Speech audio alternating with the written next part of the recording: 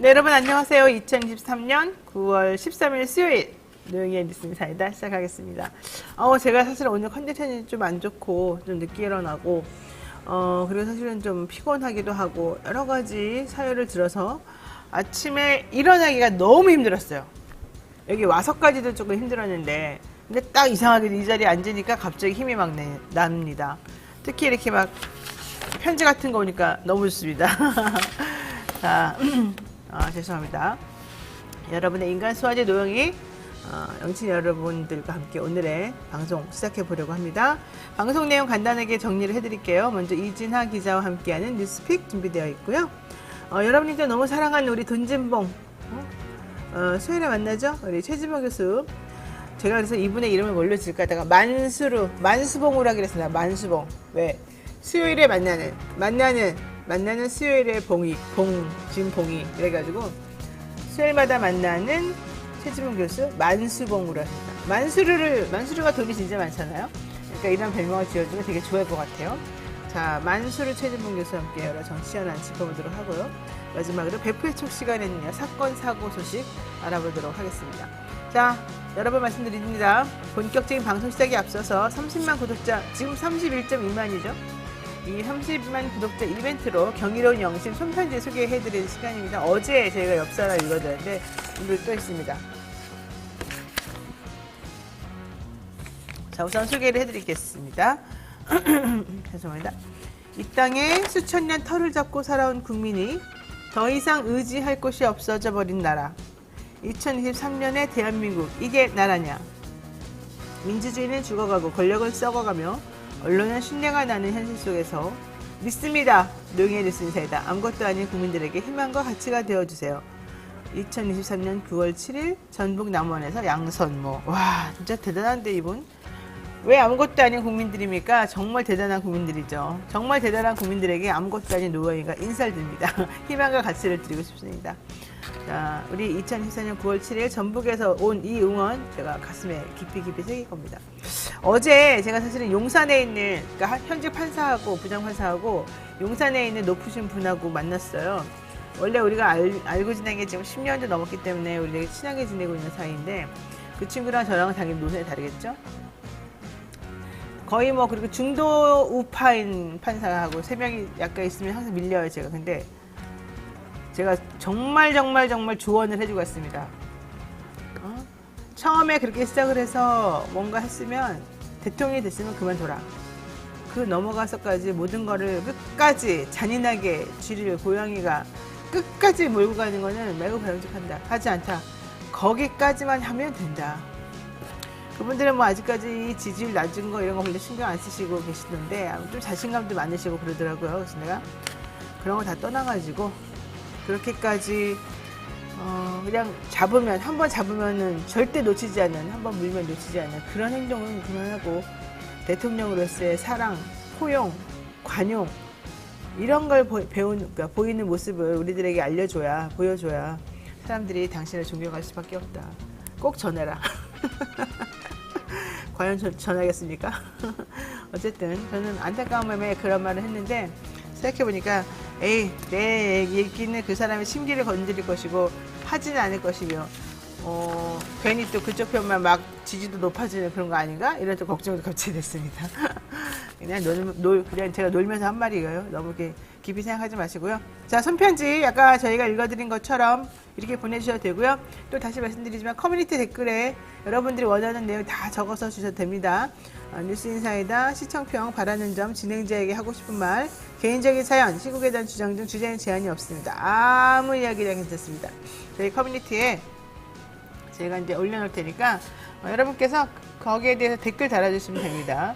사연 뽑히신 분에게는 고급 메모지, 그립톡, 텀블러 등 어디서도 팔지 않는 한정판 뉴스인사이다 굿즈 여러분들께 보내드리려고 합니다. 자, 영친 여러분 많은 참여 부탁드리고요. 언제든지 궁금하신 점 댓글로 남겨주세요. 자, 그렇다면 본격적으로 시작해 보겠습니다.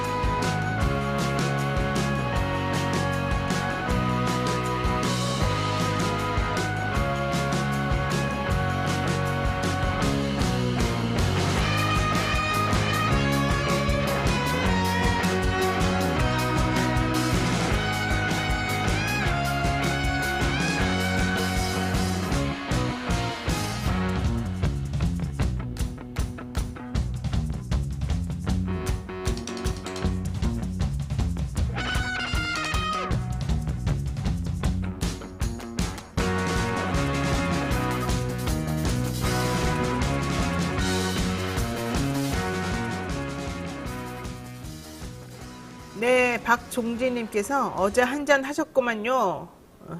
써니님께서 목소리가 갈라집니다. 노적봉의 시간으로 이렇게 말씀하시는데 어제는 사실 거의 안 먹고 밥만 먹었고요. 그저께 좀 힘들었죠. 근데 중요한 건 오늘 아침에 좀 너무 피로가 쌓였던 것 같아요. 자, 그래서 제가 목소리 좀 예쁘게 안 나가는 거 양해를 부탁드리고요. 제가 말을 좀 최대한 줄이도록 하겠습니다.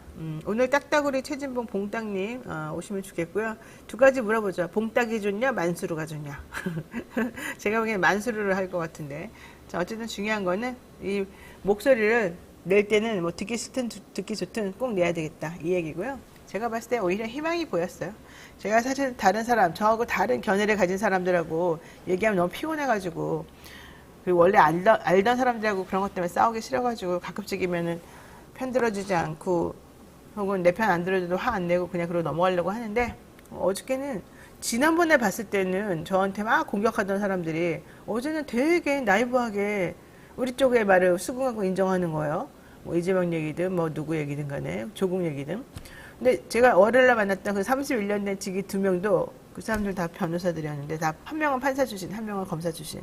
이 사람들이 처음에 저를 보고 야, 너 걱정된다, 조용히 해라 막 이러더니 월요일날 만났을 때는 다들 막 나의 말을 수긍하는 거예요. 아, 그래서 내가 그래, 이게 이제 분위기 바뀌었다는 걸 반증하는 거지 이런 생각 좀 했습니다. 여러분도 혹시 주변에 그런 거 느끼는 거 있으시면은 언제든지 글 남겨주시기 바랍니다. 제가 굿즈 드릴게요.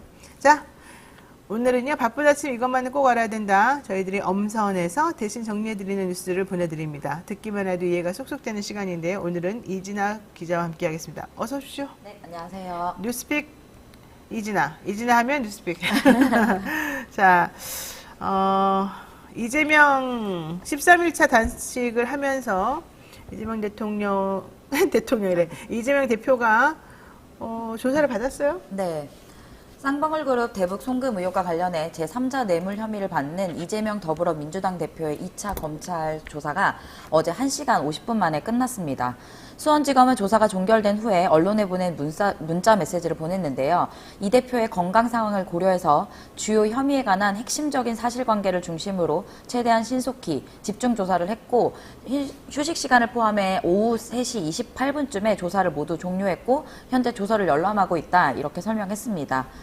네, 이날 조사에 투입된 검사는 1차 때와 동일한 송민경 부부장 검사와 박상용 검사인데요. 검찰 측에서는 이제 단식 13일째를 맞은 이 대표의 건강 상태를 고려해서 질문을 최대한 간결하게 줄였다고 했는데 질문지는 약 30쪽 분량인 것으로 알려졌습니다. 저는 사실 좀 이런 생각 드는 게 이재명 대표가 왜 단식하냐, 단식을 해서 얻고자 하는 효과가 뭐냐, 그럼 출구 전략은 있느냐인데 이 세 가지가 관건이었는데, 그래서 처음에 의심하는 사람들이 많았거든요. 네. 타이밍도 좀 이상하다 이러면서 그냥 정치적으로 꼼수를 부리는 거냐 뭐 이런 얘기도 많이 나왔잖아요. 근데 지금 내가 딱 보고 나니까 한 13일, 14일 하는 거 보니까 처음에 그런 말을 했더라도 점점 이제 그런 얘기는 줄어들고, 실질적으로 이 분이 이 단식이라고 하는 걸 택해서 이렇게 힘들게 뭔가를 메시지 전달하고 싶어 하는 그게 무엇인지에 대해서 많은 관심을 갖게 됐고요. 동조 단식도 지금 많이 이루어지고 있어요. 어제도 최영호라는 분이 저 지금 동조 단식 5일째 하고 있어요, 이렇게 저한테 연락을 하셨던데 5일이면 매우 힘들거든요. 근데 어쨌든 그런 단식하는 사람들이 많이 늘어나고 있어요. 현근택도 마찬가지고. 그런데다가 이제 이렇게 되니까 민주당 내에 분열되었던 분열 세력들이 점점 이제 입을 안 열게 되는 거죠. 그러면서 결집 효과가 확실히 있는 것 같고, 더 중요한 건 이때 딱 쐐기를 박는 건 하나밖에 없어요. 권리당원들이 옆에 나가서 쫙 앉아가지고 같이 동조단식 하는 거예요.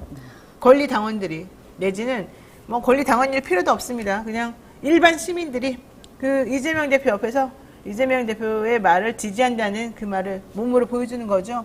자, 그러면 대통령실에서 어제 반응이 하나 나왔지 않습니까? 네. 근데 그 반응을 반응이라고 할 수 없어요. 너무너무 창피스러운 거였는데.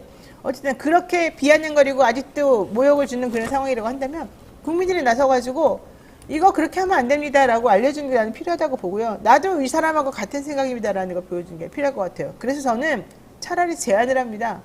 권리당원이나 민주당을 지지하시는 분들이나 이런 분들, 이재명 대표의 단식이 의미가 있다, 중요하다, 필요하다라고 생각하시는 분들은 하루라도 시간 내서 같이 한 100명씩 매일매일 돌아가면서 릴레이 단식을 하루 이틀씩 해주시면 오히려 대표가 힘이 날 것 같고, 이게 무슨 의미인지를 국민이 다른 국민에게 혹은 국가에게 알리는 계기가 될 수도 있을 것 같아요. 네. 아, 네, 어제 말씀하신 것처럼 대통령실에선 이재명 대표의 단식 관련해서 정치 현안 언급 않는 게 바람직하다 이런 식으로 이제 언론을 통해서 속보로 네, 기사가 나왔고요. 일단 좀 더 말씀을 드리면 이 대표가 조사를 받고 나온 후에 취재진을 만나서 1차 조사 때와 비슷한 이야기를 했습니다. 경기도가 대북 인도적 사업, 인사들의 상호 방문 교류 협력 사업을 추진한 건 사실이 아닌가 등의 이런 질문들이 거의 대부분이고 이미 문서들이 다 나타나 있는 것인데 그런 형식적인 질문을 하기 위해 두 차례나 소환해 신문하는 것은 도저히 납득이 되지 않는다. 그리고 또 이제 검찰 정권에 대한 비판적 메시지도 냈는데요. 아무리 검사가 집권했고 검찰이 지배하는 나라가 됐다 해도 총칼로 사람을 고문해 사건을 조작하는 것을 이제는 특수부 검사들을 동원해서 사건 조작하는 걸로 바뀐 것밖에 더 있겠는가 이렇게 이야기를 했고요. 또 이제 이거에 관련해 가지고 이제 그 검찰 쪽에서는 그 체포동의안 그 얘기가 나오고 있습니다. 일단 제일 유력한 거는 본회의가 21일과 25일로 예정이 되어 있는데요. 아마 이번 주나 다음 주 중에 이제 검찰 안팎에서 들려오는 이야기 중에는 일단은 네, 21일 네, 21일 날 체포동의안을 본회의에 보고하면 25일 날 본회의에서 표결이 될 예정이라서 그때쯤 아마 체포동의안이 나올 것이다 이런 얘기가 있고요. 근데 이게 만약에 이번에 미뤄지면 12월까지 또 이어지게 됩니다. 10월 달에는 이제 국정감사가 있고요. 12월에 이제 본회의가 열리기 때문에 이때로 미뤄질 가능성이 있어 보입니다. 네.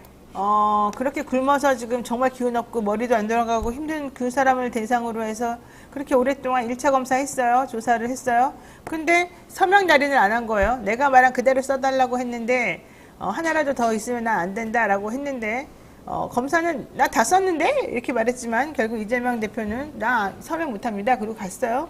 그러니까 서명을 받기 위해서 다시 조사를 지금 부른 거죠. 그리고 2시간 만에 내보냈는데 저는 서명 안 받아도 되는데 굳이 서명하라 그러면서 다시 불러가지고 하는 거 너무 인격적으로 큰 침해를 지금 하고 있는 거다라고 생각해요. 왜냐면 검찰 조사에 서명 날인이 되어 있지 않으면 증거로서의 가치를 인정하지 않는다는 게 형사소송법의 이제 원리인데 그것 때문에 안 하겠다는 거였잖아요. 우리 이 대표는 내가 네가 물어보는 거에 대한 답을 다 제대로 했지만 이거 쓰지 마. 이거 검찰에 가지고 만들어낸 이거 법원에서 증거 자료를 안 쓰면 좋겠어. 의지를 표현한 거예요. 검찰이 오라니까 왔다. 하라는 대로 했다. 하지만 난 이것이 증거가 아니라고 생각한다. 본인이 의사를 표현한 거잖아요. 근데 그거를 하겠다고 굳이 그 아픈 사람을 13일 단식한 사람 불러가지고 조사하면서 써라 마라 이랬다는 건데 사람들이 마치 그것을 보고 야 겨우 2시간 만에 보내줬으니까 진짜 인간적이고 훌륭하지 라고 생각할지도 모르나 전혀 그렇지 않습니다. 그것은 매우 옳지 않다. 자, 게다가 뭐 이 대표의 건강 상황을 고려해서 주요 혐의에 관한 핵심적 사실관계를 중심으로 해서 집중 조사한 것이다. 에이, 이거는 말도 안 되는 소리죠. 자, 어쨌든 중요한 건 이재명 대표 그래도 끝까지 나는 결백하다 이런 점 계속 하고 있다는 겁니다. 네.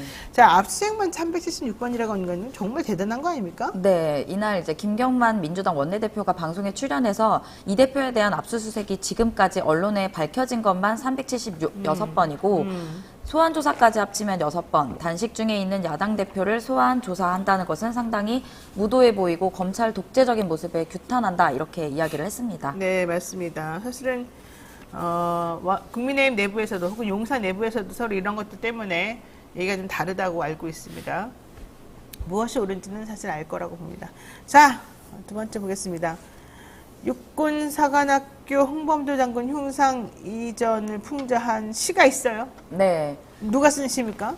네, 이동순 영남대 명예교수가 작성한 민족의 장군 홍범도라는 시인데요. 이거는 이제 최근에 홍범도 장군 흉상 이전 관련해 가지고 풍자를 한 시로 이제 나왔는데 이거 이제 언론을 통해서 많이 알려졌었습니다. 네. 근데 이거 내용을 이제 알려지자 페이스북이 이 내용 관련해서 혐오 발언이란 이유로 삭제가 된 것인데요. 네, 이거는 내용이 일제강점기 당시에 대한독립군 총사령관이었던 홍범도 장군 시점에서 최근 흉상 이전 시도를 비판하는 내용으로 나와 있는데요. 이것이 이제 2일날 혐오 발언이라면서 이제 페이스북 측에서 이제 이동순 교수의 말에 의하면 페이스북 측에 의해서 삭제됐고 경고 조치가 됐다는 내용입니다. 조금 더 말씀을 드리면 삭제 후에 뜬 메시지에는 정체성을 바탕으로 개인 또는 집단을 열등한 대상으로 묘사하면서 공격하는 콘텐츠를 공유하는 것 같다. 회원님의 콘텐츠가 혐오 발언에 관한 커뮤니티 규정을 위반한다고 적혀 있었다고 밝혔습니다. 또 그래서 이제 이 교수가 외놈이란 표현이 사용돼서 그런 건가 이렇게 의아함을 나타냈는데 네. 또 이거를 인용한 추미애 전 장관과 조국 전 교수의 글도 이제 게시글도 동시에 삭제가 됐습니다. 네. 홍범도 장군 시점에서, 그러니까 내가 홍범도라면 얼마나 속상하겠냐, 이제 네. 이런 거잖아요. 사실 나도 이거 써봤어요, 속으로. 날 이렇게 모욕할 거야? 난 나한테 너무한 거 아니야? 이런 생각했었었는데, 어쨌든 중요한 건 썼는데, 페이스북 측에서 이거를 또 삭제하고 경고 네. 조치를 날렸다는 거예요. 아, 참, 내용 있을 수 없습니다. 네, 네. 자, 왜 그랬는지 원인을 알려줬답니까? 네, 그게 아까 말씀드린 것처럼 그 혐오 발언이라는 표현을 사용했고 또 정체성 바탕으로 개인 또는 집단의 열등한 대상으로 묘사했다 이렇게 했는데 네. 이 교수는 그래서 외놈의 단어 때문이냐라고 아까 말씀드렸던 것처럼 의아함을 내면서 외놈이란 표현은 비속어가 아니고 격정과 절규로 형상화된 문학적 표현이라고 반박을 했는데요. 또 이 내용이 알려지자 이런 일이 좀 자주 일어났다는 좀 의혹이 좀 제기가 되고 있습니다. 지난 2019년에도 한남충이라는 발언이 혐오적이라는 표현이라면서 삭제되는 일도 있었기 때문에 네. 네, 누리꾼들은 표현의 자유를 침해한다 이런 얘기가 또 나와 있고요. 또 류근 시인도 이날 페이스북을 통해서 요즘 페북은 검열과 제한을 남발하고 있다. 제 포스팅은 노출이 극단적으로 줄었다며 의도적이고 편파적인 개입의 협치는 지울 수 없다. 협의는 지울 수 없다. 패친들의 글이 무단으로 삭제되고 계정 정지 불이익이 빈번하게 이루어지고 있다. 네, 선을 넘었다. 이렇게 표현을 했습니다. 그래요. 아이고. 근데 페이스북에서 그렇게 막 남의 글을 삭제하고 그럽니까? 이거 그럼 사전 검열 아니에요? 네, 페이스북도 그 혐오 발언이나 이런 것들이 신고가 들어오면 삭제가 되는 것으로 알고 그러니까 있습니다. 신고라고 하는 게 객관적으로 신고를 솔직히 할 만한 걸 하는 것보단 요즘에 보니까 자기 진영하고 맞지 않는 사람들이 뭔가 올리면 그거를 막 일부러 가서 공격해가지고 뭐 아무것도 사람들한테 노출되지 않도록 신고하고 막 이런 게 비일비재하다던데요. 네, 그런 내용도 있고요. 또 유튜브도 또 많이 신고를 네, 서로 하는 것 같습니다, 요즘. 좋아요. 이거 언론인으로서 기자로서 네. 이거 어떻게 생각합니까? 좀 요즘 또 세상에 또 방송에 대한 이 제재나 이런 것들이 좀 예고가 되어 있기 때문에 약간 네. 좀 뭔가 좀 알았어요. 나쁜 의도가 있는 것이 아닌가 말을 이런 생각도 못하는군요. 좀 네, 하게 됐습니다. 네, 알겠습니다. 네. 자, 오늘 여기까지 하겠습니다. 고맙습니다. 네, 감사합니다. 네, 지금 잠시만 기다리시면 최지문 교수 오겠습니다.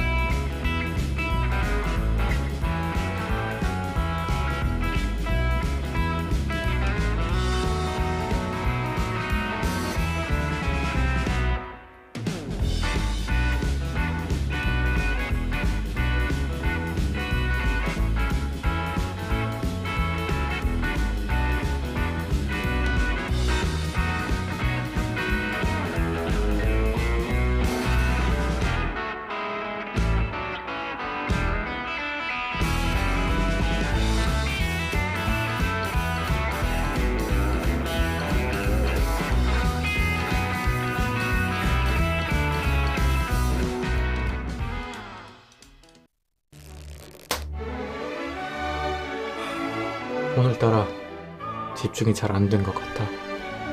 모름지기 공부는 깨끗한 책상에서 해야 잘 되는 거.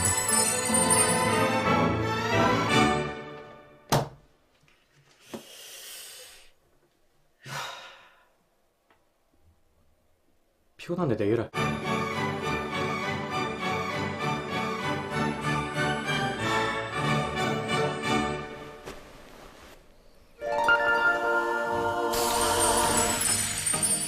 걱정 마세요.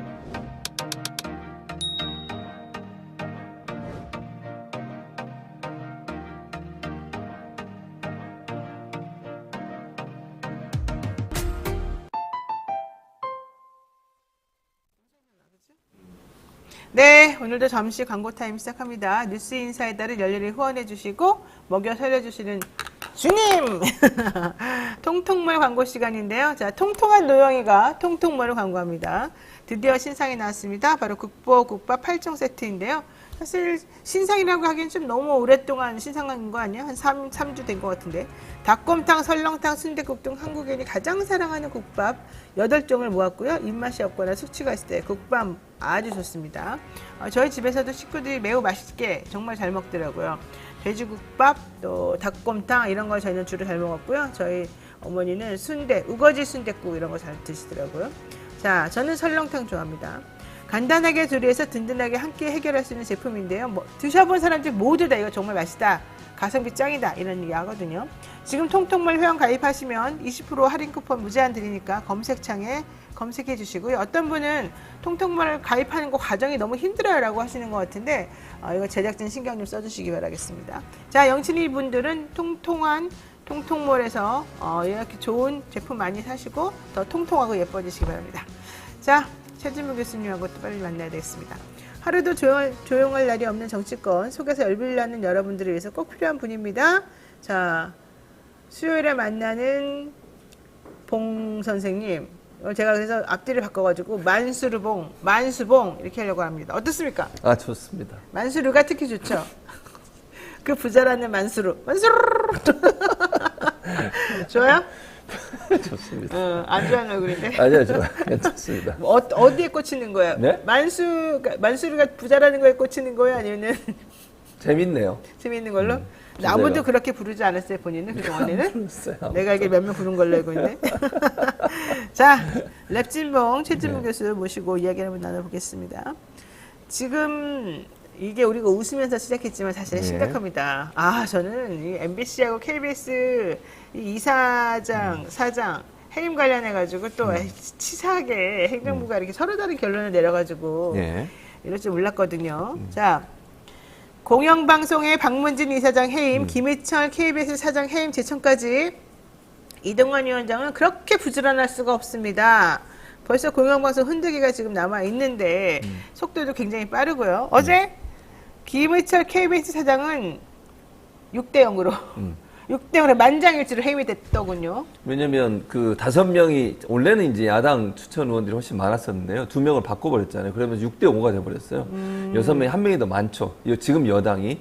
그러니까 야당 추천 의원들 5명은 이거 도저히 받아들일 못한다. 수 없다. 그래서 퇴장해버렸어요. 표결하기 전에. 그랬더니 6명 남은 사람 다 6대0으로 만장일치로 하게 된 거죠, 결국은.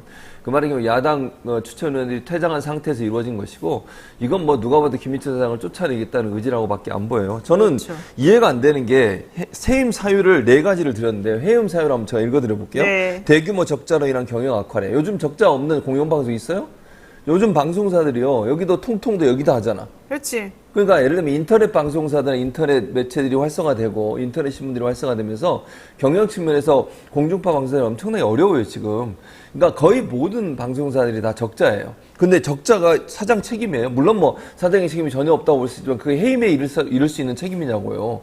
그거는 사장 개인의 문제가 아니고 방송 환경 변화에 의해서 이렇게 된 거예요. 그런 부분들이 있음에도 불구하고 대규모 적자라는 경영 악화가 문제가 된대. 그러면 공기업 중에 경영 악화된 공기업 많거든요. 한전을 포함해서 다 쫓아내야지. 그러면 그런 공기업들도 그게 문제고, 두 번째 직원들의 퇴진 요구를 해요. 누가 퇴진 요구를 했어요? 직원들이. 아니 여러 노조들이 있잖아요. 노조 중에 퇴진 요구한 노조가 있겠죠. 그 노조가 그러면 전체 KBS 사원들이나 전체 KBS 직원들의 의견을 대변하는 겁니까? 그거 아니잖아요. 근데 그 의견을 받아가지고 리더십이 상실됐대. 무슨 말도 안 되는 주장을 하는지 모르겠고요. 불공정 편파 방송을 했대요. 아니 불공정 편파 방송을 주장하는 거 누가 주장하는 겁니까? 지금 이동관 방통위원장을 포함한 여권에서 주장하는 거잖아요. 국민들이 그렇게 생각할까요? 편파 방송이라고? 그게 이유예요. 그 고용 안정 또 하나는 뭐냐? 수신료 분리징수 관련 직무 6이래요. 분리징수를 본인들이 추진했잖아요. 들어와서. 아니 그러면 분리징수에서 반대하는 게 당연하지. KBS 사장 입장에서는요. 경영 악화되기 때문에 분리징수를 반대할 수밖에 없어요. 분리징수하면 지금 당장은 3.6%가 줄었거든요. 지금 지난달에.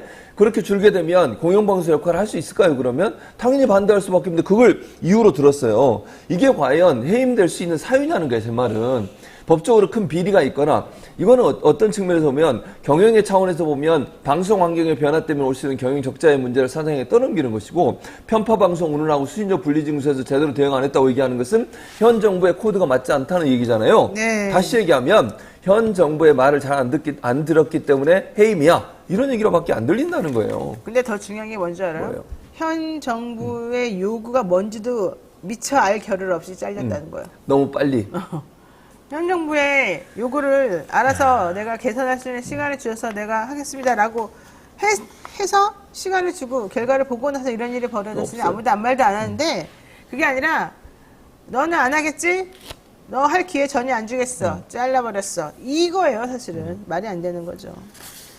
자, 임기가 1년 3개월 정도 남아있는 김희철 KBS 사장 법적 대응을 예고했습니다. 네. 수십 쪽에 이르는 소명서도 제출했고 내가 그거를 수십 쪽을 만들었는데 니네는 읽어보지도 않고 그냥 나를 잘랐구나. 이게 이제 어제 말했던 핵심이에요. 네. 소명을 듣고 충분히 검토했으면 하고 기대를 했으나 그렇기보다는 뭔가 쫓기듯 시간을 정해놓고 그냥 요식행위. 내가 이 사람으로부터 소명을 받았다. 오로지 이제 이것만을 위해서 이 김일철에게 몇십 쪽 되는 소명서 내라고 한 거죠. 말하자면. 자, 계속 이제 이런 식으로 일이 진행이 되고 있는데 KBS 어떻게 되겠습니까, 그러면? 그러니까 만약에 이제 이게 물론 이제 법적 조치를 취한다는 것은 가처분 신청부터 할 거예요. 가처분 신청을 하면 지금 두 가지 사례가 있잖아요. KBS 이사장은 가처분 신청을 인용을 안 해줘 버렸어요. 그래가지고 결국 이제 뭐 그냥 쫓겨나게 된 거죠. 근데 박문진 이사장은 인용을 했어요, 법원에서. MBC 에서. 그래서 다시 복귀를 했습니다. 네네. 결과가 어떻게 나올지 몰라요. 김희철 사장 같은 경우도 제가 볼 때는 법원이 정말 제대로만 판단해 준다고 하면 가처분 인용돼야 한다고 생각해요. 네. 이건 회복할 수 없는 손해예요. 네. 그리고 해임이 될 만한 사유가 없고 다툼의 여지가 많음에도 불구하고 일방적으로 대통령이 재가를 해가지고 해임을 시켜버렸어요. 정권의 입맛이 맞지 않으면 공영방송 사장을 마음대로 쫓아내도 되는 겁니까? 임기가 보장되어 있는 공영방송 사장을? 이런 식으로 하면 공영방송이 어떻게 공정한 방송을 할 수 있겠어요? 언론이 공정하고 객관적인 방송을 하려고 하는데 정권의 비판적인 입장을 냈다는 이유만으로 쫓아낸다? 있을 수 없는 일이에요. 법원이 잘 판단해 주시기 바라고요. 만약 이제 법원이 그렇게 판단하면 다시 복귀합니다, 사장으로. 왜냐하면 지금 사장을 뽑으려는 절차를 밟고 있어요, KBS는. 그러니까 빨리 결과를 내줘야 돼요. 그래야 빨리 복귀를 해서 사장 임명하기 전에 회복이 돼야 되지 않겠습니까?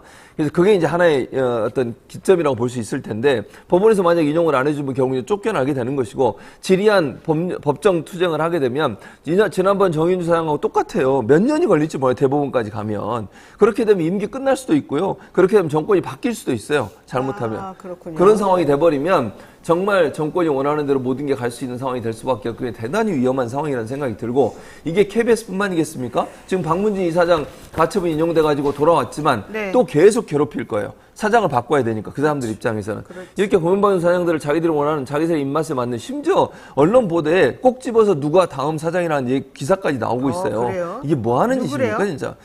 그건 모르겠습니다. 밝히지 않겠습니다. 어쨌든 언론에 그렇게까지 보도가 나올 정도면 이게 다 계획을 해놓고 짜놓고 하는 거 아닙니까?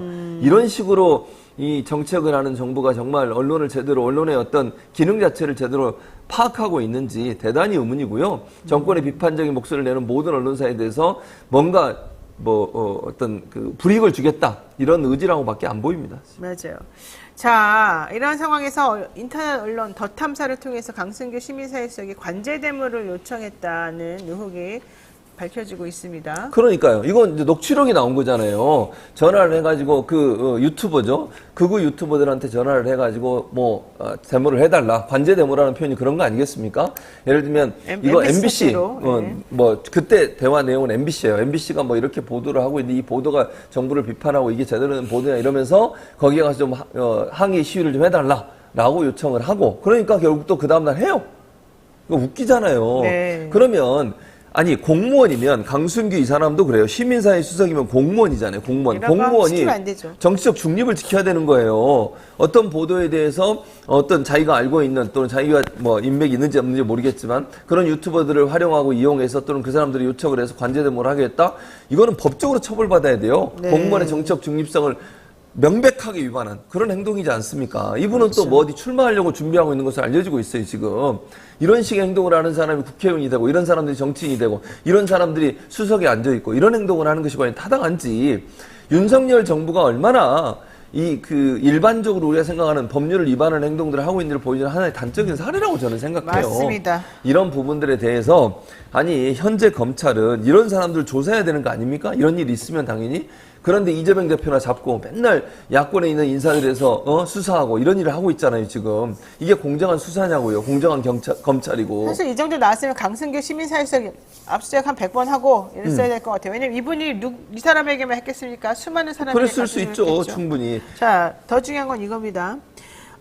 강승규 시민사회 수석이 당대표 뽑을 때 강신업에게 그만 나가게 해라. 네. 이 사람이 나가면 건희 여사가 들먹여지니까 좋지 않다라고 그러니까 이 강신업에게 영향력을 행사할 수 있는 어떤 사람에게 전화를 했었다는 게 그 이제 녹취록도 나왔죠. 녹취록이 나왔어요. 네, 그 맞아요. 녹취록이 나오게 된 것도 녹음한 당사자가 푼 거겠지 말하자면은. 그렇죠. 맞아요. 자, 그 사람 왜 플러스가 한번 생각해 봐야 되고 또 하나는 실제 그 당시에 중요한 얘기가 이거였습니다. 강승규가 강신업을 주저앉힌 결정적 계기는 미디어 토마토의 여론조사가 그때 제가 분명히 기억해요. 미디어 토마토 여론조사가 강신업이 5.1% 나온 게 한 번 있었어요. 그 완전 돌풍이라고 우리가 그때 강신업 되면 되겠는데요 이렇게 막 말한 적이 있어요. 그리고 그때 변희재 대표도 강신업 될 겁니다 막 이러고 다니던 때였어요. 그러니까 이걸 보고 강승규 수석이 너무 놀랐다는 거예요. 정말 잘하면 얘가 되겠네 이렇게 생각했다는 거예요. 그래서 눈치 없는 강신업 빨리 내려보내자. 강신업하고 김기현하고 둘 다 올리면 큰일 난다. 그리고 강신업 어디를 튈지 모르니까 얘 조심시켜야 된다. 이것 때문에 방송 기자에게 얘기 설명하면서 얘가 그때 이렇게 해서 주저앉히게 됐다. 비하인드가 그거다. 이런 설명이 지금 나온다는 얘기입니다. 이거 어떻게 보십니까? 미디어 토마토 결과를 그렇게 해석해가지고 보는 시민사회 수석이네. 아니 그러니까 그것도 뭐 중요하지만 제가 볼 때는 누군가를 이것도 정치적 중립성이 위배되는 거잖아요. 누군가 대통령실이 원하는 누군가를 대표를 앉히기 위해서 다른 후보들을 다 그렇죠. 주저앉혔잖아요. 다 주저앉히는 거죠. 예를 보세요. 유승민 네. 주저앉혔죠. 나경원 주저앉혔죠. 그리고 심지어 강신업까지 주저앉힌 네. 거잖아요. 결국은 이게 뭐 하는 행동입니까 대체? 아니 당이 대통령실의 무슨 하위 기관이에요? 물론 뭐 김기현 대표 보면 뭐 그런 모습을 보이는 것 좀 안타깝긴 하지만 그러면 안 되는 거잖아요. 네. 그러니까 당을 자기 마음대로 장악을 하고 대통령실을 원하는 대로 운영하기 위해서 대표를 자기들이 원하는 사람을 앉히겠다는 목적이 아니라면 어떻게 그런 행동을 하냐고요.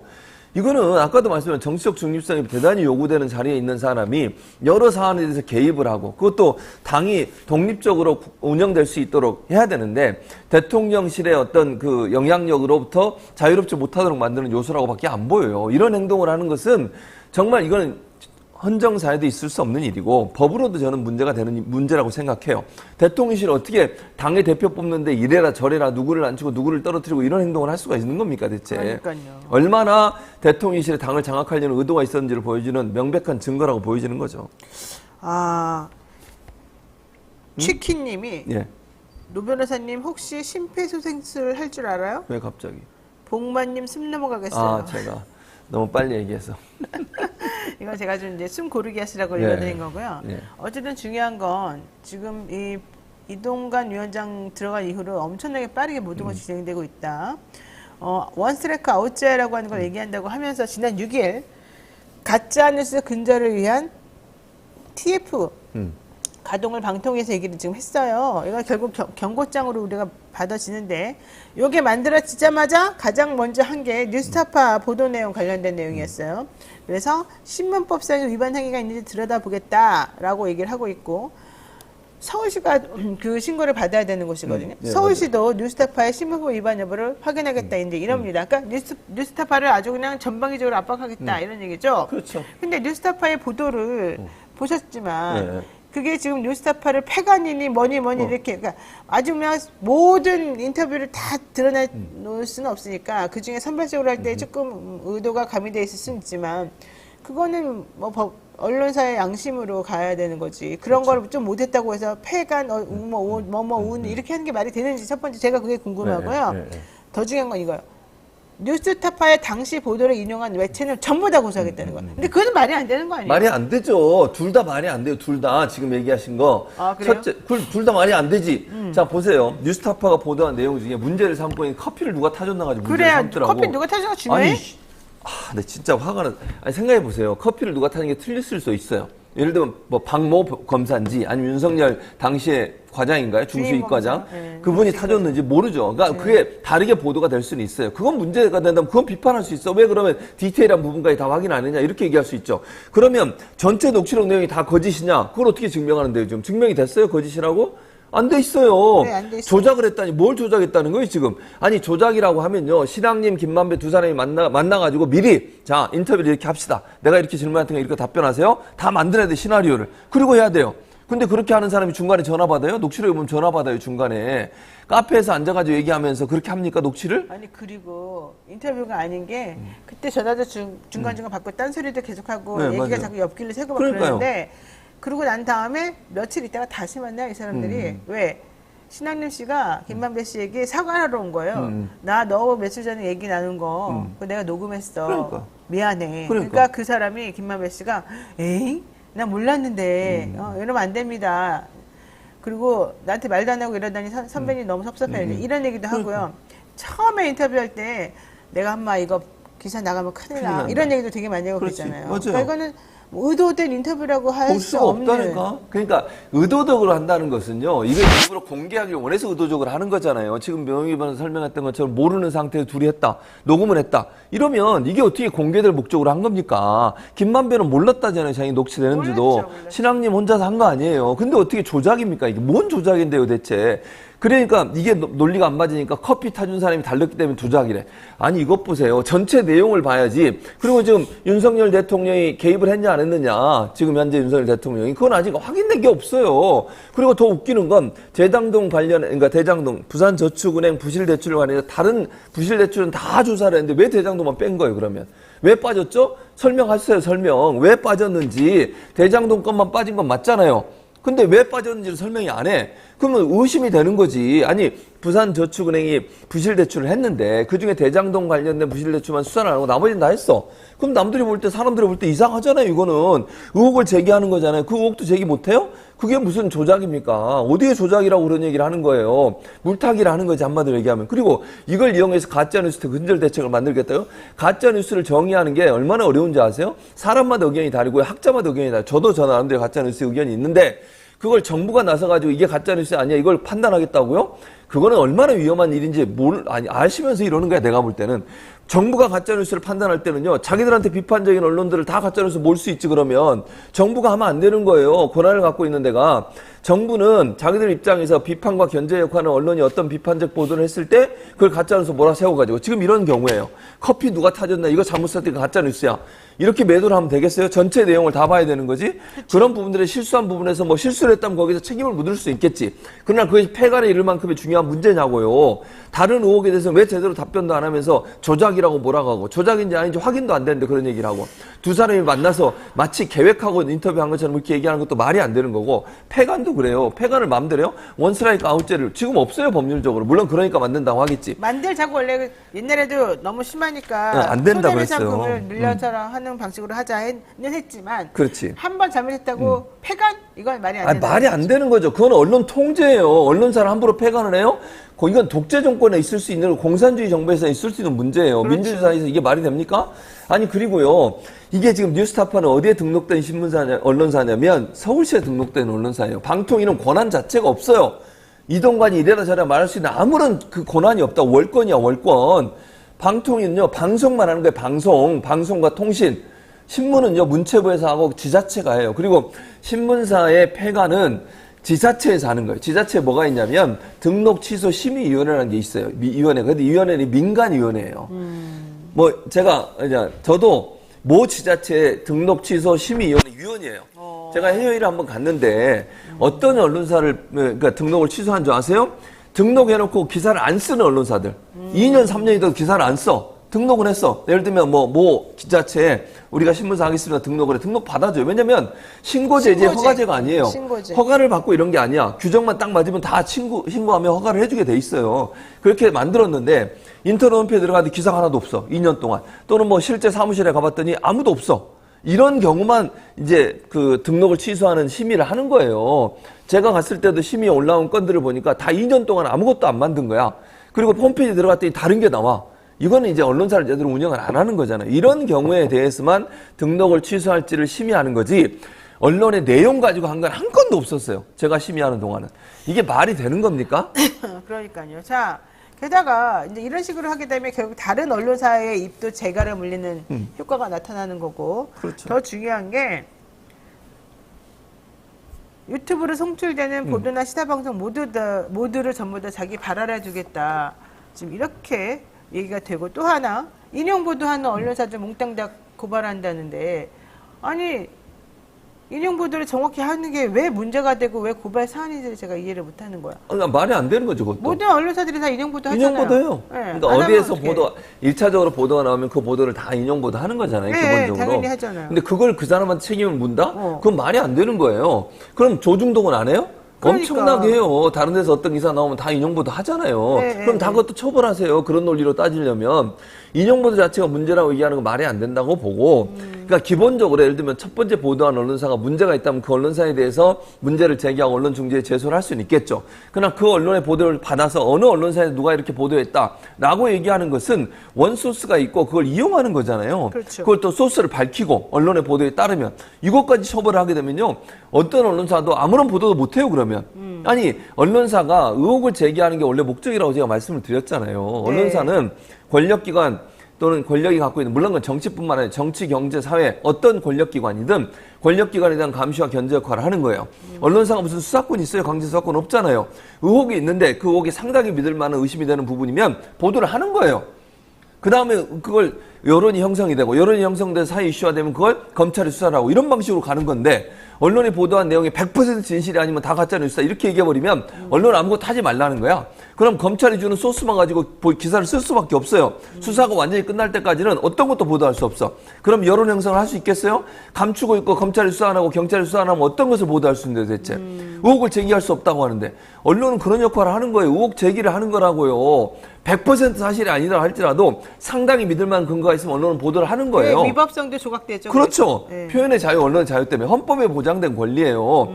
그러니까 언론이 공공의 목적을 위해서 보도하는 과정에 약간의 실수가 있더라도 처벌하지 않아요, 기본적으로. 그걸 위법성 조각의 사유라 그러는 거예요. 근데 그거를 하지 말라고 입에 재갈을 물리겠다는 거잖아. 심지어는 인용해서 보도한 너희들도 가만두지 않을 거야. 이게 말이 됩니까? 그리고 그 기사를 그러면 지금 얘기하는 MBC, JTBC만 인용 보도했어요? 다른 언론사 안 했습니까? 다 왜 했어요. 거기만 꼭 집어서 하는데요? 다 했어요. 그리고 지금 이동관이 들어가고 난 다음에 KBS, 그다음에 김어준 다 없어진 프로까지도 김어준의 뉴스공장은 없어진 거잖아요. 맞아요. 없어요. 없어진 것까지도 주의가 지금 들어가 있잖아요. 그리고 행정제재 그리고 김종배의 시선집중도 지금 예.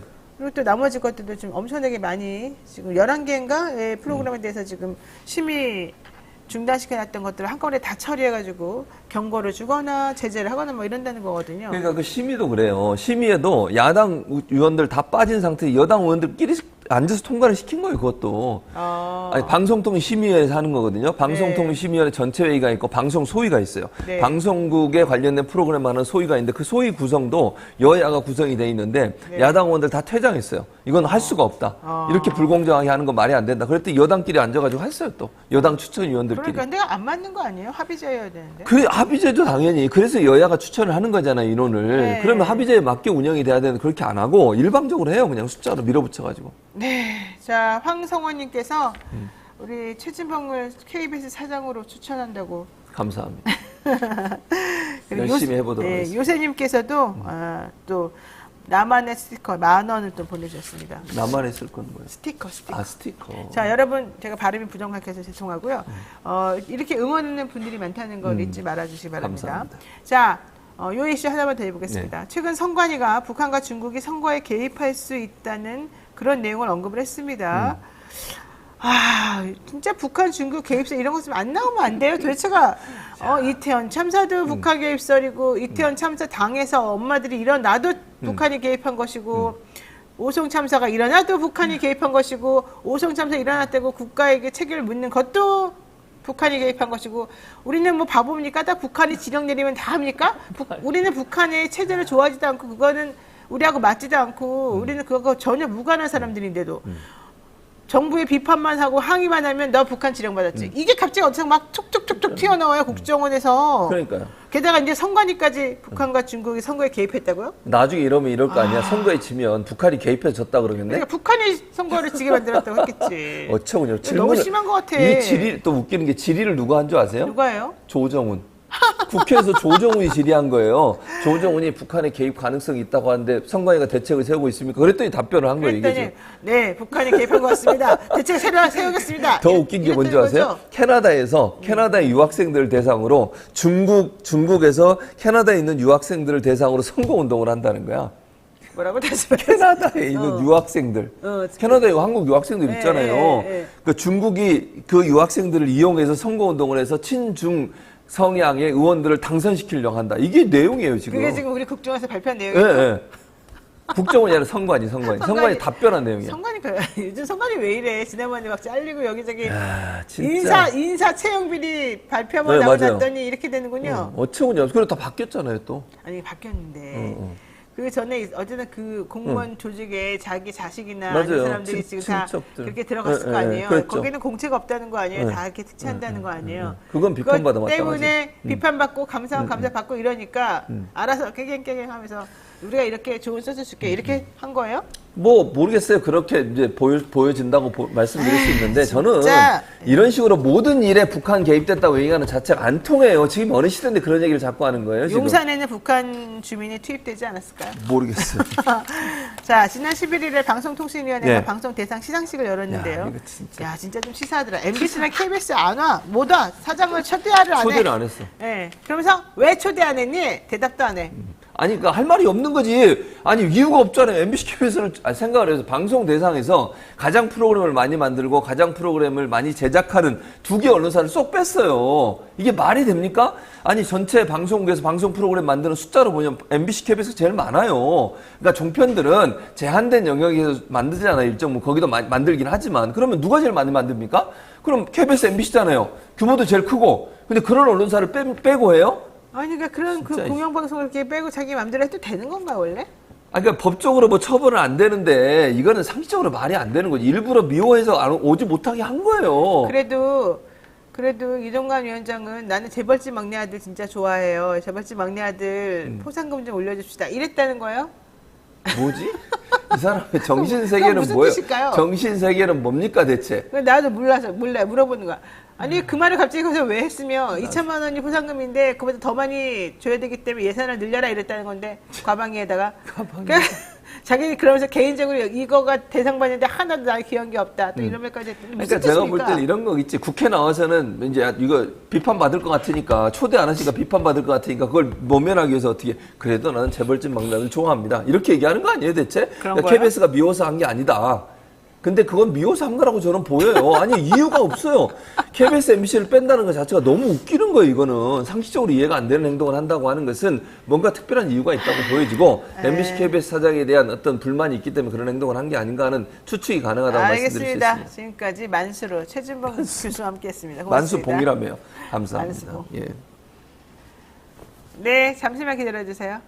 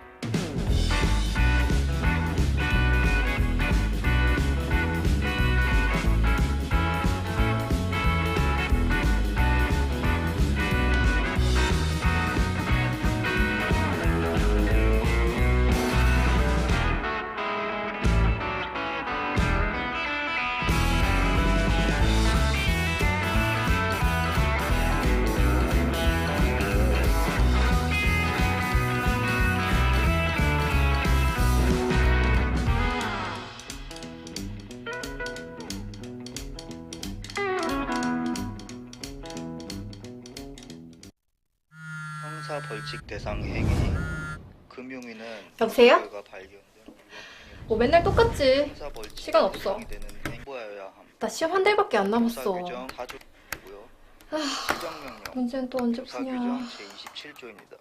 응. 지금 먹으려고.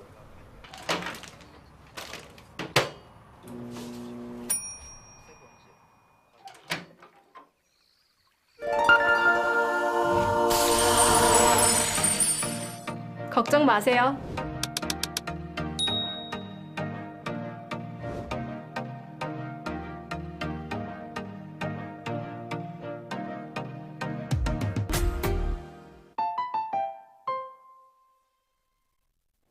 네, 이 엄혹한 시기를 헤쳐나갈 힘을 주시는 두 번째 주님을 소개하겠습니다. 믿을 수 있습니다. 더 착한 보험 광고죠. 건강보험, 차량보험을 더 저렴하게 여러분께 연결시켜드리고요. 여러분들이 원하는 궁금증을 모두 다 해결해주는, 또 여러분들의 니드를 잘 충족시키는 보험 상품을 만들어주는 그런 전문 보험 클리닉 업체입니다. 가족이나 친척, 지인에게 묻지마 보험 가입하셨다가 낭패 본 사람이 많습니다. 제가 며칠 전에 어제도 그 얘기를 했었습니다. 우리 대학원 선배님의 남편이 하도 들어달래서 내가 하나 그냥 신경 안 쓰고 들어줬는데 8년이 넘게 1억이 들어갔는데 내가 그 100만 원씩 110만 원씩 넣는다고 얼마나 고생했는데 내가 급한 일이 있어서 8년 지났으니까 이제 손해 안 보고 원금만 난 받으면 된다 물어봤더니 4천만 원만 돌려줄 수 있습니다. 말이 되는 거야 안 되는 거야. 이 나 같은 바보가 있어요. 이럴 때 이 착한 보험이 있었다면 나에게 큰 힘이 되었겠죠. 그렇게 하시면 안 됩니다. 다른 걸 하십시오. 이렇게 알려준 사람이 필요하다는 거예요. 만약에 지인이 당신 나 이거 가입시켜줘야 돼, 들어줘야 돼 라고 요청하면 그래 갖고 와봐. 이러다 비교해보니까 이건 좀 안 좋다는데 다른 거하고 비교해보니까 이게 더 낫다는데 이러는 거 넣어주면 된다는데 이 구성 방식이 좋다는데 이렇게 알려줄 수 있는 거예요. 누가? 이 더 착한 보험이. 이게 되게 중요한 겁니다. 우리 재판할 때도 제대로 안 하면 항상 져요. 보험회사가 항상 이기게 돼 있어요. 하지만 우리가 미리 알고 들어가면 우리가 이길 수 있어요. 더 착한 보험, 믿을 수 있는 더 착한 보험, 우리들의 경제와 직접 연결이 되니까 한번 여러분들이 묻지마 보험 같은 거 하지 마시고 여러분들이 생각하는 그 보험의 형태나 사용 목적이나 이런 것들을 다 고려해가지고 컨설팅을 받으십시오. 궁금한 점이 있으시면 항상 물어보시면 되고요. 더 착한 보험 클리닉에서는 전문 설계사가 부담되는 보험료는 합리적으로 줄여주고 보장은 최대한 유지할 수 있도록 친절하게 상담해 드립니다. 예약만 하시면 전국 어디서든 무료로 방문 상담도 가능하다고 하니 주저하지 말고 예약하세요. 상담 예약은 대표전화 1644-1236, 1644-1236 그리고 24시간 언제든지 문자나 카톡을 남길 수 있는 번호 010-7612-3303 010-7612-3303입니다. 자, 영친이들 많은 관심 부탁드리고요. 기업하시는 분들 세금 절세해준다, 절약하게 해준다 하면서 보험 들으라고 많이들 하실 텐데 그거 하다가 제대로 끝까지 가는 분 내가 못 봤어요. 자제분들한테 세금 절감 시켜주기 전에 여러분들은 한 5천만 원 이상을 그냥 포기하고 해제해버리는 경우를 내가 정말 많이 봤기 때문에 이 더 착한 보험에 한번 문의를 해서 정리를 하시기 바랍니다. 하더라도. 자, 이제부터 배프의 척 본격적으로 시작을 했는데요. 한 주 동안 떠들썩했던 사건 사고들을 짚어보는 그런 시간입니다. 오늘도 척하면 촉이 온다는 육감적인 남자와 함께하겠습니다. 배프 배상환 프로파일러 모셨습니다. 어서 오십시오. 안녕하세요. 네, 보험 있어요? 전 보험 안 듭니다. 왜 안 들어요? 선친께서 이제 보험으로 크게 낭패를 보셔갖고 보험은 들지 마라. 그러니까 집집마다 좀 그런 트라우마도 있고 좀 그렇죠. 사정이 있나 봐요. 예, 그러니까 이제 뭐 보험을 이제 들었는데 안 주는 거죠. 돈을. 보험사가 예. 이런저런 이유로 거절해. 약관으로 뭐 그러니까 그런 거를 잘 모르고 들죠.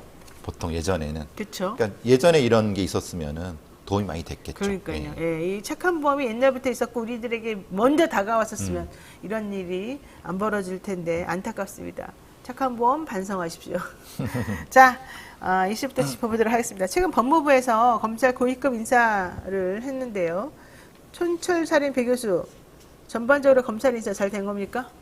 그러니까 이원석에 대한 그러니까 검찰총장에 대한 트라우마 때문에 이원석을 포위하는 전략 하나가 심우정이라고 하는 선배를 차장으로 올리는 거는 아마도 지금의 대통령이에 대한 그 일종의 똑같은 일이 벌어지는 걸 방지하는 차원에서 하나 있는 거고. 똑같은 일이 벌어지는 게 무슨 말이에요? 뭐 검찰총장에서 바로 대통령이 됐잖아요.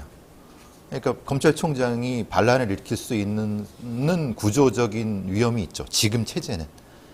그러니까 흔히 말하는 포위 전략을 하는 거니까 대검의 스텝진들을 무력화시킬 수 있는 방법이고 실제 지금 라인들은 서울중앙지검하고 남부지검 같은 일선의 사단, 네. 그러니까 실제의 수사를 할 수 있는 사단에 더 힘을 실어주는 방식으로 송경호, 신자용이라든가 지금 김유철 같은 사람들, 네. 그러니까 아예 그 초점 자체를 내린 거죠. 그런 방식으로 한 것 같습니다. 그러니까 직계죠. 직할체제죠. 정확히 말하면 전투부대를 직접 대통령실이라든가 어디서 그게 어딘지 모르지만은 컨트롤할 수 있는 시스템인 것 같아요. 제가 보기엔. 네, 현재 인천지검장입니다. 심우정 사법연수원 26기 이 사람을 대검 차장검사로 그리고 송경호 지검장 현재 지금 검사장이죠. 중앙지검에 29기 그냥 이 사람은 그대로 유임이 됐습니다. 그러니까 이제 크게 무리 없이 조직을 이끌었다. 사고 없었다. 이랬던 것 같아요.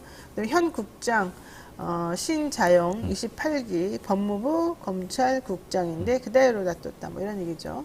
자, 특별수사팀을 또 만들었습니다. 지난 7일에 김만배 허위 인터뷰 의혹과 관련해서 대선 3일 앞두고 치밀하게 계획한 인터뷰였다 이러면서 이거 문제다. 특별수사팀 구성했는데요. 공안검사 10명을 대거 투입했다고. 특수공안.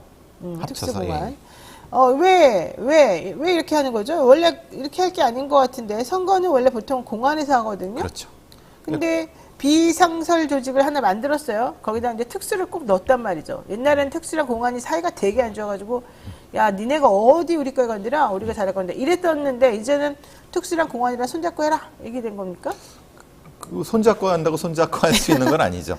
네. 보통 이제 특수공안이 서로의 어떤 우열을 가지고 어떨 때는 공안 쪽이 총장이 되고 어떨 때는 특수통이 총장 되는 그런 어떤 구조를 가졌었는데 결국은 형사부, 공안부의 특수화 정도라고 볼 수 있겠죠. 특수 검사들이 일종의 우위를 점한 상태에서 컨트롤이 가능한 방식으로 대신 정규 직제가 아니라 임시 직제, 말하자면 비정규 직제, 비상설 직제 같은 경우는 빠르게 순환시킬 수 있습니다. 그리고 네.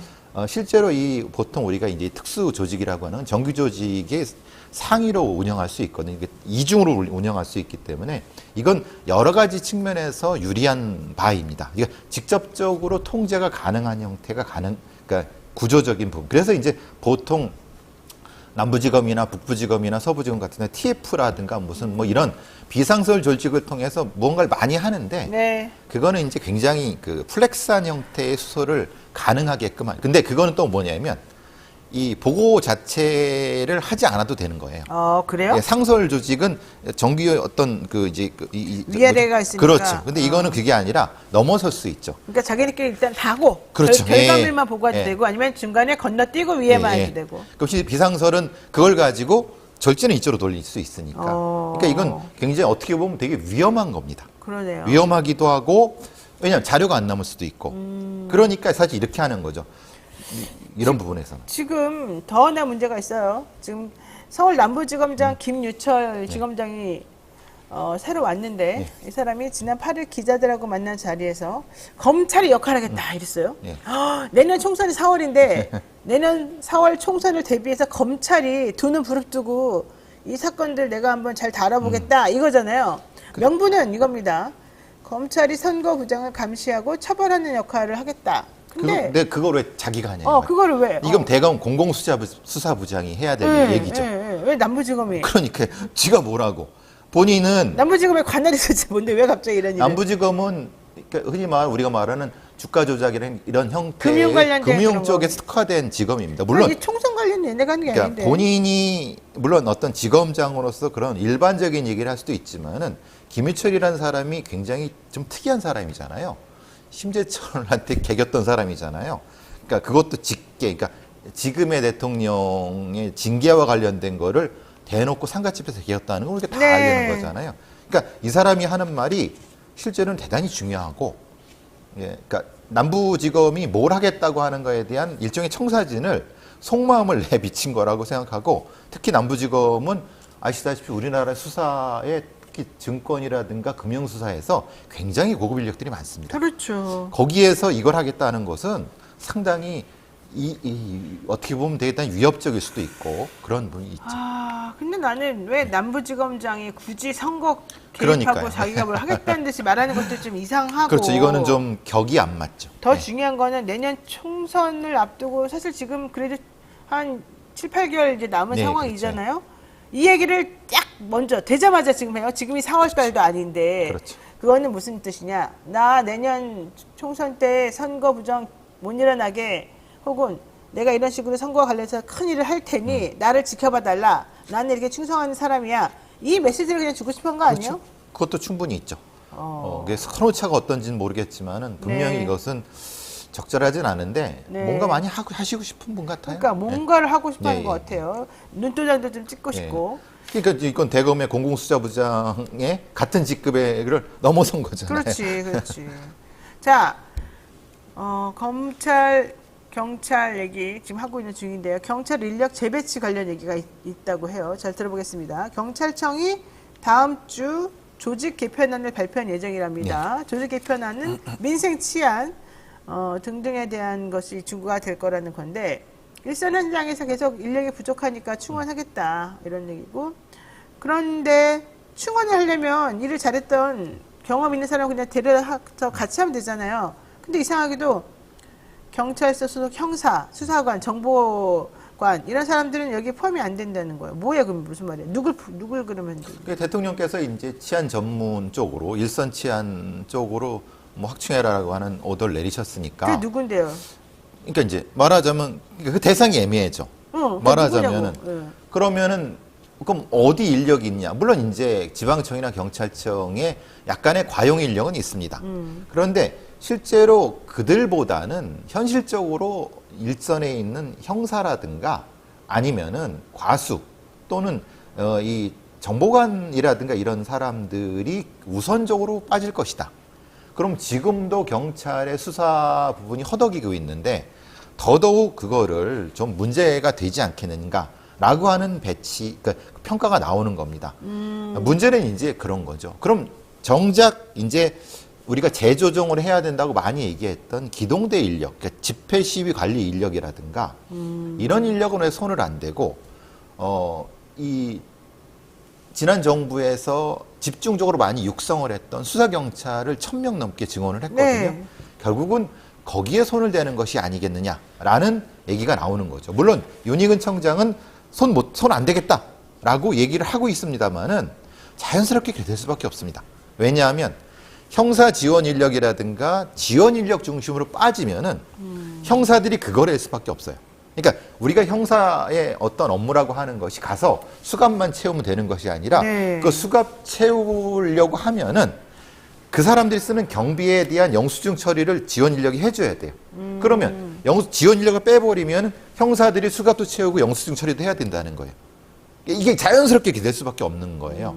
그러니까 이 부분을 사실은 간과하고 있는데 의도적 간과죠. 의도적 간과죠. 그러면 당연히 어떤 현장에서 어떤 일이 벌어지냐면은 수사 인력 자체를 일부 수사 인력이라는 명칭을 놓고 그 밑에 일종의 이중 모직으로 해갖고 빼돌릴 수밖에 없습니다.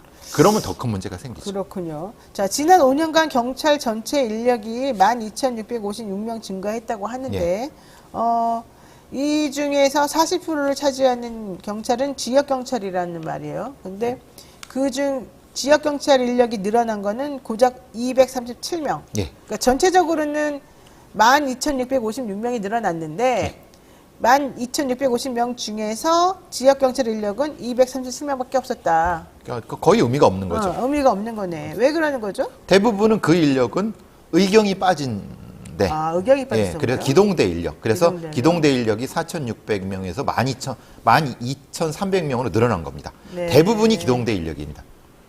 자, 관련 사건 터질 때마다 주먹구구식으로 조직 개편 얘기한다 이런 비판이 계속 있어 왔는데 지금 하는 모양을 보니까 뭐 특별히 바뀔 것 같지가 않군요. 그러니까 가장 걱정되는 겁니다. 지금에 있는 경찰들의 업무의 어떤 적절성에 대한 평가를 과학적으로 해보고 네. 거기에 따라서 인력을 재배치해야 되는데 네. 그걸 안 하고 있으니까 이게 웃긴 건 윤희근이라는 사람이 이 양반이 참 웃긴 거는 당신이 경찰청장이면 외군 경찰 지금 하루에 얼마인지 아세요라고 물어봤더니 3만 명인가? 아니 5만 명인가? 자기도 모르는 거예요. 이거 황당하잖아요. 경찰청장이라는 사람이 경찰청장인데, 내가 지금 오늘 지금 가용 인력이 몇 명입니까를 모르는 상태예요. 왜 보고를 안 받나요? 아니요. 이게 이제 통계적으로 잡히지가 않아요. 그래요? 그렇게 운영을 안 해왔어요. 그러니까 정확하게 업무 매뉴얼에 따라서 업무의 적절성을 평가해오지 않았기 때문에 그냥 이전 정권 다 그냥 자 주먹구구식으로 해왔기 때문에 지금도 모르는 거예요. 이렇게 한심한. 이해가 안 갑니다. 자, 이 얘기도 보겠습니다. 서현역 흉기 난동의 범인 최원종이라고 하죠. 예. 뭐 부잣집 아들이었다. 혼자서 10억 상당의 20평대 오피스텔에 살았다. 이런저런 얘기 많이 나왔는데 조선일보에 자필 편지를 보냈습니다. 편지를 통해서 내가 왜 이런 범죄를 저지를 수밖에 없었는지 성장 과정부터 범행 지점까지 아주 그냥 구체적으로 쫙 적었다고 해요. 자, 우선 이 내용에서 주목해야 될 부분 하나, 이걸 왜 조선일보에 보냈는지 하나 좀 설명 좀 듣겠습니다. 지난 토요일 날 이제 조선일보 기자가 저한테 연락을 해왔죠. 이 5장을 보냈다고 합니다. 그래서 그걸 좀 분석해달라고 전화로 읽어주더라고요. 그래서 전 쭉 읽은 거 제가 조금 분석을 해놨는데 거의 100%다 거짓말입니다. 그 내용이. 최원정이 얘기한 게 자기 얘기가? 예, 자기 얘기. 왜 거짓말을 해, 자기 얘기를? 예, 그 얘기는 어디서 나온 거냐면 언론에 나온 걸 자기가 자기 인생을 다시 재구성한 거예요. 자기 일이 서사적으로 다시 만들어졌군요. 사람들에게 서사에 뭔가, 맞춰갖고. 예. 뭔가 좀 예. 뭐 하기 위해서. 예. 그러니까 정확히 말하면 국민들이 알고 싶고 왜 범죄를 했는가에 대한 그 진짜 얘기는 아무것도 없었습니다. 그러니까 그럴듯한 개연성을 만들어서 국민들에게 자기를 좀 잘 봐달라, 납득시킬 이런 건 했는데. 이런 걸 했는 거죠. 근데 이제 사실은 아니더라. 사실은 아니고 왜 조선일보 보냈냐면은 네. 그가 가지고 있는 소위 말하는 그 아이디, 그러니까 지배자 노무현, 인공무현 같은 일종의 일배 활동 형태의 것을 가장 극단적으로 확대시켜 줄 수 있는 매체가 아마 조선일보라고 생각했을 것 같습니다. 왜? 조선일보가 그런 거 좋아해요? 아니 그게 아니라 이제 가려주잖아요. 그러니까 절대 조선일보의 지금의 매체, 조선일보 매체를 보면은 그 얘기를 하나도 안 합니다. 그러니까 이 최원종이 극우적인 어떤 사이트에서 그 활동을 했다는 걸 절대 노출시키지 않습니다. 왜? 그러면 이제 문제가 되는 거죠. 왜냐하면 최원종이 실제로는 미친놈이 아니라 특정한 사이트에서 각성된 애라고 하는 것이 가려질 수밖에 없잖아요. 그러니까 이 최원종이 사실은 굉장히 똑똑한 애예요. 왜 조선일보 보냈냐고 하면은 조선일보라든가 그 매체의 지금의 보도 태도를 보면 금방 알 수 있습니다. 그러니까 조선일보는 우리 편이다 이거군요. 그래서 자기는 그렇게 생각하는 거예요. 참. 근데 또 그거에 맞게 또 보도가 이루어지고 있으니까. 그렇죠. 네. 그러니까 최원정은 정신적으로 문제가 있어서 이런 심신미약 상태에서 그런 범죄를 저지른 게 아니라 네. 이 사람은 뭐 부산 돌려치기 남성 오피스 앞에서 아니 그건 최윤종이고. 그거 보면서 그걸 보면서 범행을 계획했대잖아요, 이 예, 사람이. 예. 그러니까 모든 종류의 자극들을 전부 다 본인이 나름대로 분석해가지고 이거 하면은 되겠네, 안 되겠나 다 머리 짜가지고 하는 사람이란 말이죠. 그러니까 이제 그런 종류의 범죄자들이 그런 부분에 대해서 잘 인식하고 있습니다. 그러니까 이 사람이 정신이 나갔거나 어쩔 수 없이 했거나 이런 게 아니라는 아니죠. 거예요. 예, 계획적 범죄자. 자기는 이 행동이 어떤 결과를 낳고 이렇게 되면 나에게 어떤 영향을 미치고 이걸 다 계산한다는 거잖아요. 근데 그런 자신의 행동을 잘 미화시키거나 제일 서사를 부여해 줄 수 있을 만한 괜찮은 데가 조선일보라고 생각했다는 그렇죠. 거죠. 그렇게 생각하는 거죠. 진짜 무섭습니다. 오늘 여기까지 해야 될 것 같습니다. 정말 왜 다른 사람의 목숨을 이렇게 함부로 나 화난다고 함부로 뺏을 수 있는 걸 하고 그런 와중에도 나 좀 동정해 주세요 이런 제스처를 하려고 여기저기 찔러보고 거짓말로 자기 자신을 허세를 부리고 왜 그런지를 모르겠어요. 이해가 안 갑니다. 저는 진짜. 자, 오늘 말씀 여기까지 듣겠습니다. 지금까지 배상문 프로파일러와 함께했습니다. 고맙습니다. 감사합니다. 제가 마지막 건 안 했어요. 6번 안 했어요.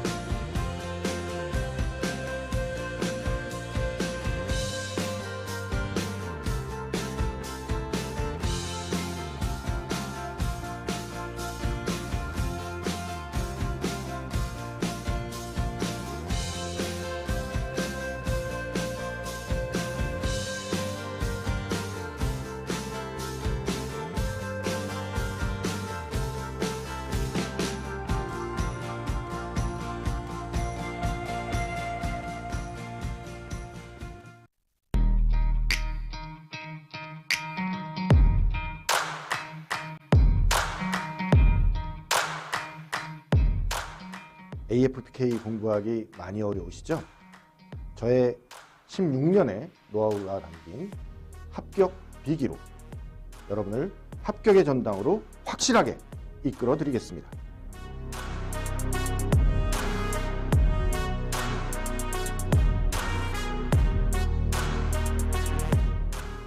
AFPK 합격 꿀팁, 친절한 원교수의 합격 비기, 토마토 베스.